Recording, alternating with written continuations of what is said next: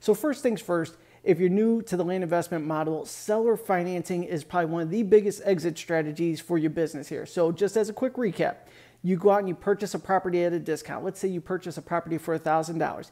You turn around and list it on the land investing platforms for $1,000 down, not $1,000 down, $100 down, $100 a month for 36 months. So this investment you made up front, you're going to turn into a $3,600, $3,700 note. You're going to get payments each and every month. What happens when someone stops paying you though? How do you take the property back and then resell it legally? Now, obviously you should always consult an attorney for the proper steps, but here is the business norm.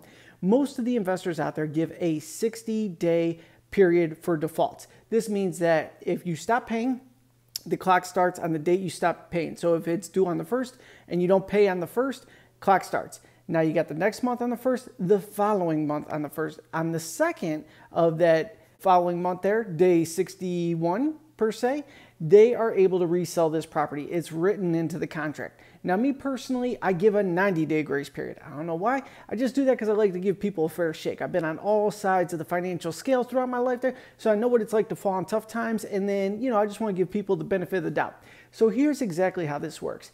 We sell a property on seller financing terms. Our typical deal is 50 down, 50 a month for 48 months.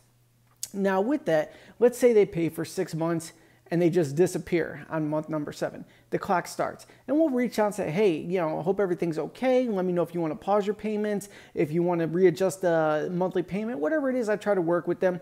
But let's say they just ghost me and the clock's ticking. Now the next month's hit. They're full 60 days out now. They don't pay on that one. Now it goes on and the next month hits. They're full 90 days out. Day 91, it's written into our contract, I'm allowed to resell this property. Now the difference is between land investing and residential real estate. In residential real estate, in many cases, you will get the deed to the property and they go ahead and file the note against it or a lien against it, so you can't sell it until they're cashed out. With land, you're doing more of a rent-to-own model or a contract for deed, whereas the property stays in my name or whoever the owner is, and then once we're paid in full, we deed it right over to the buyer at the end of their payment term there.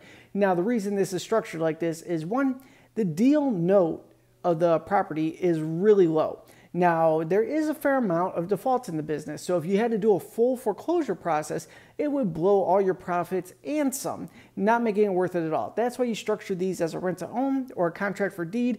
Once everything is paid in full, you deed it over. If someone defaults, the clock starts ticking.